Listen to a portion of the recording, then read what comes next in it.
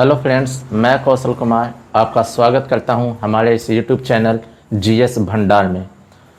इस YouTube channel के माध्यम से आपको जीएस रिलेटेड सारी पढ़ाई, सारी तैयारी करवाई जाएगी। इसमें मेन रूप से आपको बीपीएससी पीटी, बिहार दरोगा, एनटीपीसी, रेलवे का से रिलेटेड जितने भी जीएस का पोर्शन होते हैं वो सब आपको कवर करवाया जाएगा। सबसे पहले हम हिस्ट्री में 3 खंड होते हैं, जिसमें प्राचीन भारत, मध्यकालीन भारत और आधुनिक भारत का इतिहास से स्टार्ट होता है। इसमें जो सबसे मेन पोर्शन है, जो मेन टॉपिक होता है वो आपको आधुनिक भारत का इतिहास है। और आजकल का एग्ज़ाम का ये ट्रेंड बना हुआ है कि सबसे ज़्यादा क्वेश्चन हिस्ट्री में कहीं से पूछे जाते हैं तो वो आधुनिक भारत के इतिहास से पूछे जाते हैं। तो आपको सबसे पहले हम यही आधुनिक भारत का आज इतिहास स्टार्ट करते हैं, ठीक है। तो आधुनिक भारत का इतिहास स्टार्ट करने से पहले, आधुनिक भारत का इतिहास शुरू होने से पहले आखिर भारत में क्या चल रहा था, इसका क्या बैकग्राउंड था, वो हम जानने की कोशिश करते हैं। हुआ क्या था कि प्राचीन काल में जो रेशम मार्ग है, आपको पता होगा जो रेशम मार्ग है, रेशम मार्ग एशिया और यूरोप को कनेक्ट करता था। एशिया और यूरोप को कनेक्ट करता था, ठीक है। ये जो कनेक्ट होता था वो स्थल मार्ग के थ्रू कनेक्ट होता था, ठीक है। हम अगर मैप के माध्यम से समझना चाहें तो ये आपका भारत हो गया, ये आपका भारत जो एशिया महाद्वीप में आता है, ये आपका यूरोप हो गया और इसके नीचे आपको ये अफ्रीका हो गया, ठीक है।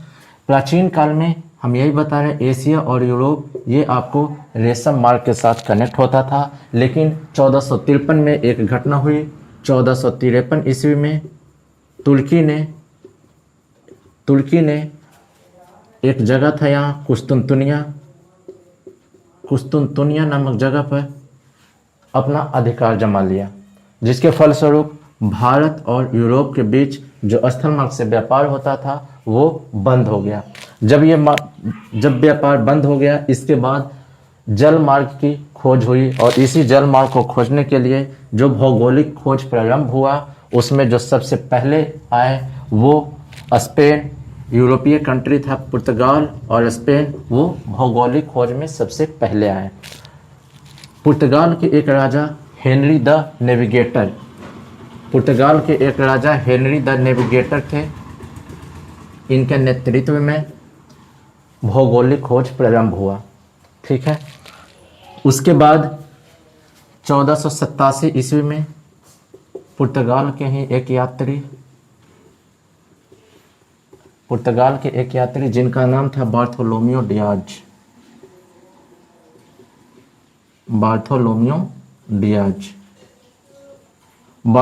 डियाज ने यूरोप से चलकर जल मार्ग के रास्ते आप अफ्रीका के समीप पहुँचे। ये जहाँ पे पहुँचे वो दक्षिण अफ्रीका का एक जगह था जिसका नाम था Cape of Good hope.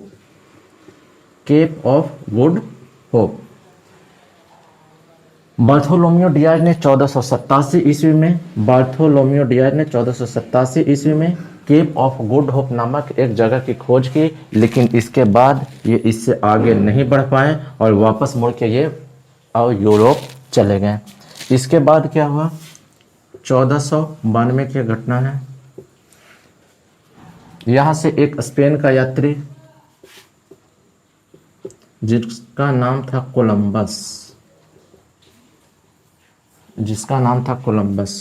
Columbus Europe से चलता तो है, लेकिन ये अफ्रीका ना पहुँच के इस साइड में चला आता है, रास्ता भटक जाता है। और जैसा कि आपको पता है कि ये वाला क्षेत्र आपका उत्तरी अमेरिका हो जाता है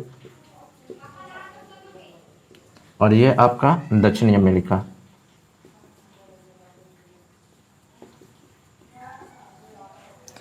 कोलंबस यहाँ से चलता तो है, लेकिन ये यहाँ से रास्ता भटक जाता है और ये कहाँ पे पहुँच जाता है, अमेरिका। यानी कि ये कोलंबस ने 1492 में किस देश की खोज किया था, तो अमेरिका की खोज किया था। जब कोलंबस यहाँ पे पहुँचता है तो ये एक द्वीप के रूप में रहता है और इस द्वीप का नाम कोलंबस क्या रख देता है, बहामा द्वीप, बहामा द्वीप रख देता है। और इस बहामा द्वीप पे जो लोग बसते थे उसको कोलंबस रेड इंडियन के नाम से संबोधित करता है। ठीक है, इसके बाद क्या होता है, स्पेन के बाद इटली का एक यात्री था, इटली का एक यात्री था जिसका नाम है Amerigo Vespucci, Amerigo Vespucci. Amerigo Vespucci यहाँ से इटली से इस बहामा द्वीप की कई बार यात्रा करता है और इसी यात्रा के क्रम में इसकी मृत्यु भी हो जाती है, जिसके बाद इस बहामा द्वीप का नाम चेंज करके क्या रख दिया जाता है, अमेरिका, जिसे हम आज वर्तमान में यही पढ़ते हैं कि अमेरिका की खोज किसने किया था, तो कोलंबस ने किया था। कब किया था, तो 1492 में किया था। कहाँ का रहने वाला था कोलंबस, तो ये स्पेन का रहने वाला था। तो ये सब क्वेश्चन आपको एग्जाम में आएगा कि बताइए किसके नेतृत्व में, सबसे पहले किसके नेतृत्व में भौगोलिक खोज प्रारंभ हुआ था, तो हेनरी द नेविगेटर। कहाँ का था राजकुमार, तो ये पुर्तगाल का था। बताइए 1487 ईस्वी में किसने, बार्थोलोमियो डियाज ने केप ऑफ गुड होप की खोज किया था। तो केप ऑफ गुड होप आपका कहाँ है, तो अफ्रीका के सबसे निचले पार्ट में है, यहाँ पे है, जो कहाँ पड़ता है, दक्षिण अफ्रीका में।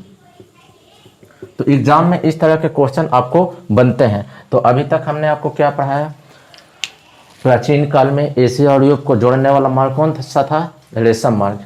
1453 ईस्वी में तुर्की ने कुस्तुनतुनिया नामक जगह पर अपना कब्जा कर लिया। ये जो कुस्तुनतुनिया है आज का कौन सा जगह है, आज का ये वर्तमान में जो देश है उस जगह का नाम है, उस देश का नाम है इस्तांबुल।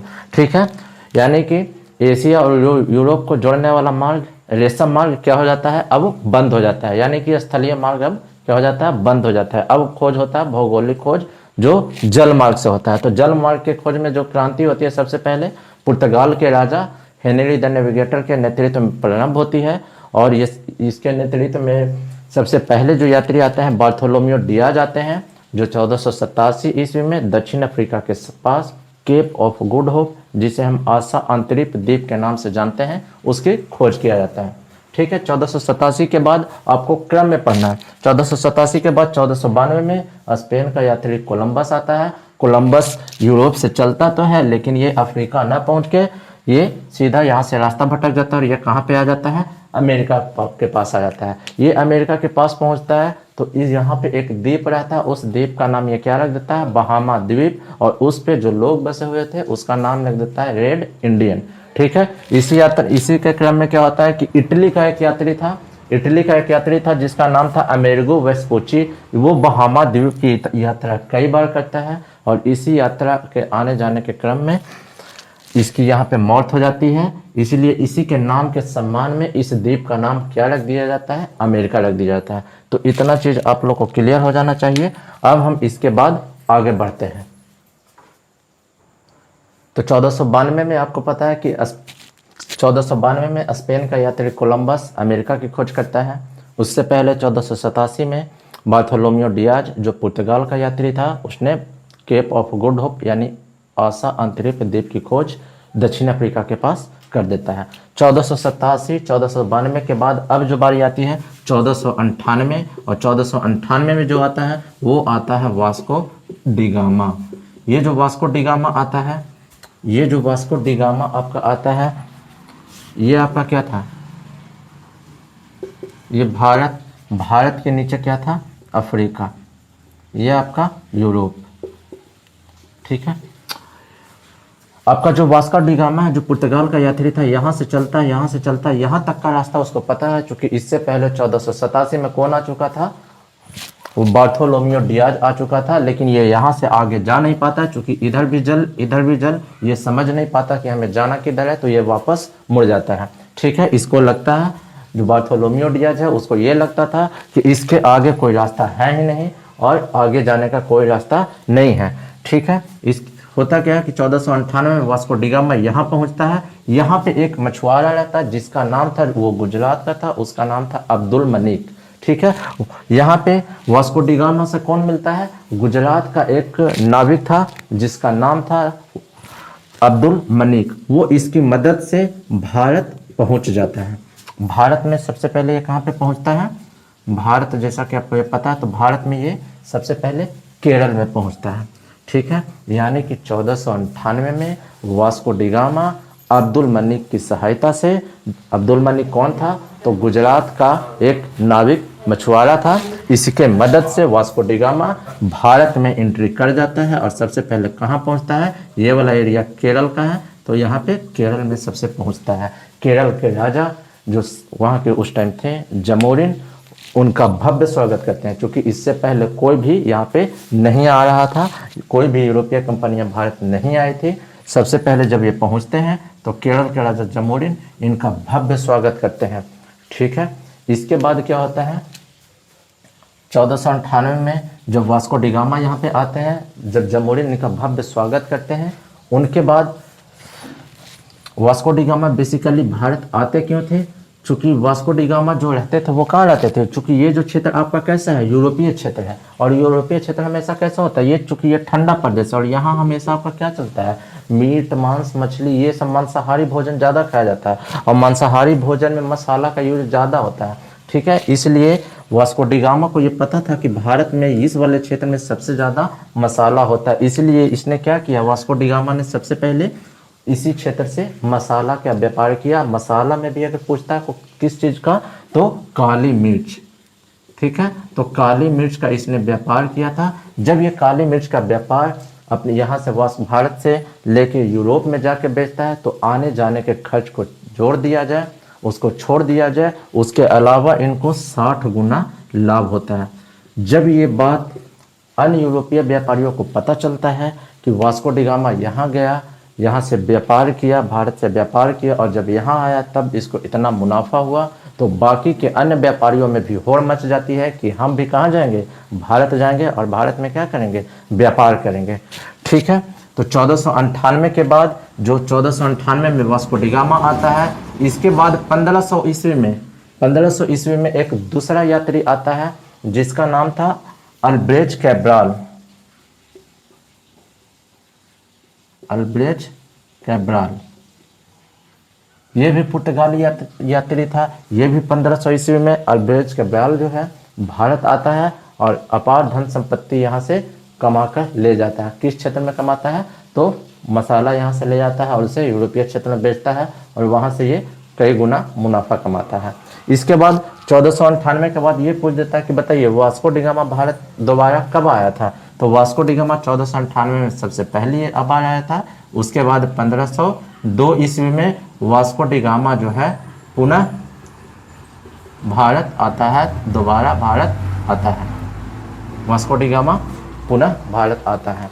तो ठीक है, तो अब तक का जो हम इतना पढ़ाए हैं उसका अगर हम एक बार समराइज कर दिया जाए तो हम आपको बता देते हैं कि सबसे पहले एशिया और यूरोप को जोड़ने वाला कौन सा था, रेशम मार्ग था। 1453 में क्या हुआ, तुर्की ने कुस्तुनतुनिया नामक जगह पर क्या कर दिया, तो अब अपना अधिकार कर लिया। तो अब हो क्या गया, स्थल मार्ग बंद हो गया। जब ये स्थल मार्ग बंद हो गया तो आगे क्या होता है, पुर्तगाल का एक राजकुमार था हेनरी द नेविगेटर, वो भौगोलिक खोज प्रारंभ करता है कि अगर स्थल मार्ग बंद हो गया है तो हम क्या करेंगे, जल मार्ग से व्यापार करेंगे। इस क्षेत्र में जो सबसे पहले आते हैं वो आते हैं बार्थोलोम्यू डियाज। उन्होंने 1487 में केप ऑफ गुड होप जो दक्षिण अफ्रीका के पास था उसकी खोज करते हैं, लेकिन वो उससे आगे नहीं पहुंच पाते हैं। उसके बाद 1492 में कोलंबस आता है। कोलंबस रास्ता भटक जाने के क्रम में वो कहाँ चले जाते हैं, अमेरिका चले जाते हैं और अमेरिका में एक द्वीप का खोज करते हैं जिसका नाम था बहामा द्वीप। इसी बहामा द्वीप का नाम वो नई दुनिया रख देते हैं। ठीक है, इसी नई दुनिया की एक इटली का यात्री था जिसका नाम था अमेरिगो वेस्पुची। इस नई दुनिया का कई बार यात्रा करते हैं और इसी क्रम में उनकी मृत्यु हो जाती है। फलस्वरूप उनके नाम के सम्मान में इसका नाम क्या रख दिया जाता है, अमेरिका रख दिया जाता है। तो ये क्वेश्चन कभी कभी आता है, तो बताइए कि अमेरिका का नाम किस यात्री के नाम पे रखा गया था, तो इटली का यात्री अमेरिगो वेस्पुची के नाम पे। प्लस जितने भी यात्री हुए उन सबका कंट्री, जैसे पुर्तगाल के कौन थे, तो पुर्तगाल के बार्थोलोम्यू डियाज थे। पुर्तगाल के आपके कौन थे, तो वास्को डी गामा थे। कोलंबस कहाँ के थे, तो ये स्पेन के थे। जो आपका अमेरिगो वेस्पुची है वो कहाँ के थे, तो ये आपका इटली के थे। तो ये सब चीज़ें आप लोग को पता होना चाहिए। वास्को डी गामा सबसे पहली बार भारत कब आया, तो 1498 में है। इसके बाद दूसरा पुर्तगाली यात्री कौन आया, तो अल्ब्रेज कैब्राल आया। वास्को डी गामा पुनः दोबारा भारत कब आया था, तो 1502 में भारत आया। तो धीरे धीरे इस प्रकार हुआ ये कि पुर्तगाली क्षेत्र का विस्तार होते गया, और इस प्रकार पुर्तगाली सरकार है जो वहाँ भारत में अपना कुछ गवर्नर नियुक्त करता है। तो इसी गवर्नर के क्रम को हम आगे बताते हैं कि कौन कौन से गवर्नर हुए। इसके बाद हम प्रमुख पुर्तगाली गवर्नर पढ़ेंगे। प्रमुख पुर्तगाली गवर्नर में आपके फ्रांसिस्को डी अल्मीडा, उसके बाद अल्फांसो डी अल्बुकर्क और नीनो डी कुन्हा। इनका विस्तृत अध्ययन हम अगले वीडियो में करते हैं। उससे पहले भारत में जितने यूरोपीय कंपनियां आई हैं उनके आने का क्रम क्या है, उनका कंपनी स्थापना का क्रम क्या है, कहाँ कहाँ अपनी फैक्ट्री बनाई, वो सब पहले जान लेते हैं। ठीक है, तो भारत में यूरोपीय कंपनियों का आगमन में आने का क्रम, कंपनी स्थापना का क्रम, कंपनी का पूर्व नाम और इनकी प्रारंभिक फैक्ट्रियां कहाँ थी, ये हम जान लेते हैं। ठीक है, तो आने का क्रम में सबसे पहले आपको पता है कि सबसे पहले आने वाले कौन थे, तो पुर्तगाल, उसके बाद डच, उसके बाद अंग्रेज, उसके बाद डेनिश, उसके बाद फ्रांसीसी, उसके बाद स्वीडिश। पुर्तगाल, डच, अंग्रेज, डेनिश, फ्रांसीसी, स्वीडिश, जिसमें से मुख्य रूप से आपको पुर्तगाल के बारे में पढ़ना है, डच, अंग्रेज और फ्रांसीसी। ये सब आए थे, डेनिश आए थे, स्वीडिश आए थे, लेकिन छोटे छोटे टाइम पीरियड के लिए आए थे। ये उतना इंपॉर्टेंट आपके लिए नहीं है। जो मेन आपको पढ़ना है वो पुर्तगाल के बारे में, डच के बारे में, अंग्रेज के बारे में और फ्रांसीसियों के बारे में पढ़ना। तो ये आने का क्रम इनका क्या क्या था। पुर्तगाल आया 1498 में, डच 1595 में, अंग्रेज 1600 ईस्वी में, डेनिश 1616 में, फ्रांसीसी 1664 में और स्वीडिश 1731 में। ठीक है, इसके बाद कंपनी स्थापना का क्रम क्या है। पुर्तगाल 1498 में आते हैं और 1498 में अपनी फैक्ट्री स्थापित कर लेते हैं, यानी अपनी कंपनी स्थापित कर लेते हैं। डच 1595 में आते हैं और ये अपनी कंपनी कब स्थापित करते हैं, तो 1602 में। इसके बाद अंग्रेज 1600 ईस्वी में आते हैं और 1600 ईस्वी में ये अपनी कंपनी स्थापित कर लेते हैं। अंग्रेजों के बस आने का क्रम आप पता रखिए कि ये डेनिश का बस आने का क्रम पता रखिए कि ये 1616 ईस्वी में आए थे। ठीक है, उसके बाद फ्रांसीसी 1664 में आते हैं और पहली फैक्ट्री 1668 में लगाते हैं। स्वीडिश के बारे में बस आपको इतना ही ध्यान रखना है कि स्वीडिश कंपनी 1731 में भारत में आई थी। ठीक है, इसके बाद इस कंपनी जो पुर्तगाली कंपनी था, इसके पूर्व का नाम क्या था, इससे पहले का नाम क्या था। ठीक है, जैसे पुर्तगाली east India company, Dutch east India company, अंग्रेज ईस्ट इंडिया, फ्रांसीसी ईस्ट इंडिया कंपनी। ठीक है, तो कंपनी के पूर्व का नाम क्या था, तो पुर्तगाल के कंपनी का पूर्व का नाम क्या था, एस्तादो द इंडिया। ठीक है, ये क्वेश्चन आपका आता है बीपीएससी में, आपका ये पूछा हुआ क्वेश्चन है कि पुर्तगाल कंपनी के पूर्व का नाम क्या है, तो क्या नाम था, एस्तादो द इंडिया। डच का कंपनी का पूर्व नाम वेरिंगते ओस्ट इंडिसे कंपनी। ठीक है, अंग्रेजों के कंपनी का पूर्व का नाम क्या था, तो मर्चेंट एडवेंचर्स। कभी कभी ये भी पूछ देता, बताइए मर्चेंट एडवेंचर्स के नाम से किस यूरोपीय कंपनी को जाना जाता था। आपका 4 ऑप्शन रहेगा, पुर्तगाली, डच, अंग्रेज, डेनिश। तो आपका आंसर क्या हो जाएगा, अंग्रेज। ठीक है, डेनिश का कोई खास नहीं था। उसके बाद फ्रांसीसी का कंपनी का पूर्व नाम कंपनी देस इंडेस ओरिएंटलिस। क्या है, कंपनी देस इंडेस ओरिएंटलिस। तो एक बार बस आपको क्या कर लेना है, एक बार क्रम से आपको बस याद कर लेना है कि आने का क्रम पुर्तगाल, डच, अंग्रेज, डेनिश, फ्रांसीसी और स्वीडिश कब कब आए थे उनका क्रम, प्लस कंपनी स्थापना का क्रम, कंपनी का पूर्व नाम। सबसे ज़्यादा जो इम्पोर्टेंट आता है वो आता है कि पुर्तगाली लोग जो आए थे, तो बताइए इसने पहली फैक्ट्री कहाँ लगाई थी। तो सबसे पहली फैक्ट्री इन्होंने कोचिन में लगाई थी 1503 में। उसके बाद दूसरी फैक्ट्री 1505 में कुन्नूर में और तीसरी फैक्ट्री गोवा में 1510 में लगाई थी। ये आपका पुर्तगाल का। उसके बाद डच का आता है, तो डचों ने अपनी पहली फैक्ट्री मसूलीपट्टनम में 1605 में। उसके बाद दूसरी फैक्ट्री पोतोपल्ली में लगाई थी। अंग्रेजों का है, अंग्रेजों ने सबसे पहले जो फैक्ट्री लगाई थी वो सूरत में लगाई थी, जो 1608 में है। लेकिन किसी कारणवश जहांगीर जो उस टाइम मुगल शासक हुआ करते थे, उन्होंने इस कंपनी के स्थापना पर रोक लगा दिया था। तब जाके ये कंपनी 1613 ईस्वी में तैयार हो गई थी। उससे पहले 1611 ईस्वी में दक्षिण भारत में अंग्रेजों ने फैक्ट्री तैयार कर लिया था, जो कहाँ था, आपका मसूलीपट्टनम में। तो ठीक है, आपका जो एग्जाम होता है तो उसमें कहीं कहीं आपको सूरत रहता है ऑप्शन में, कहीं कहीं आपको मसूलीपट्टनम रहता है। तो आपका आंसर क्या होना चाहिए? अगर पूछ देगा कि अस्थायी रूप से सबसे पहली फैक्ट्री कहाँ बनाई थी, तो आपका सूरत में बनाई थी, जो 1618 में बना था। यही फैक्ट्री 1613 में पूर्ण रूप से बन के तैयार हो जाता है। चलिए, तो 1608 ईस्वी में अंग्रेज अपनी पहली फैक्ट्री सूरत में लगाते हैं, लेकिन किसी कारणवश ये 1608 ईस्वी में ये कंपनी का काम पूरा नहीं हो पाता है। जहांगीर, जो उस टाइम मुगल शासक हुआ करते हैं, इस फैक्ट्री की कंपनी की स्थापना पर रोक लगाते हैं। तब जाकर ये फैक्ट्री बाद में जब इसे पूर्ण रूप से क्या हो जाता है, मिल जाता है अनुमति, तब ये फैक्ट्री 1613 ईस्वी में पूर्ण रूप से बनके तैयार हो जाता है। उससे पहले 2 साल पहले 1611 ईस्वी में मसूलीपट्टनम में आपका यह कंपनी बनके तैयार हो जाता है। तो आपका ये क्वेश्चन पूछेगा कि बताइए अंग्रेजों का पहला अस्थायी फैक्ट्री के रूप में कौन सा बना था, तो ये सबसे पहले सूरत बना था, जो 1608 में बना था। लेकिन जब जहांगीर ने इस पर रोक लगा दिया, ये फैक्ट्री कब बन के तैयार हुई? फिर 1613 ईस्वी में। लेकिन इससे 2 साल पहले 1611 ईस्वी में मसूलीपट्टनम में ये फैक्ट्री एक दूसरी फैक्ट्री इसकी बनके तैयार हो गई थी। तो कभी कभी आपका ये भी क्वेश्चन आ सकता है कि बताइए दक्षिण भारत में अंग्रेजों की पहली फैक्ट्री कौन सी थी? तो चूंकि बस मसूलीपट्टनम आपका दक्षिण भारत में है, इसलिए आंसर आपका दक्षिण भारत हो जाएगा। ठीक है, उसके बाद डेनिश का आते हैं। तो बताना है कि डेनिश ने अपनी पहली फैक्ट्री कहाँ लगाई थी। तो बस आपको याद रखना है कि तंजौर वाले क्षेत्र में लगाई थी, जिसका नाम था ट्रांकोबार।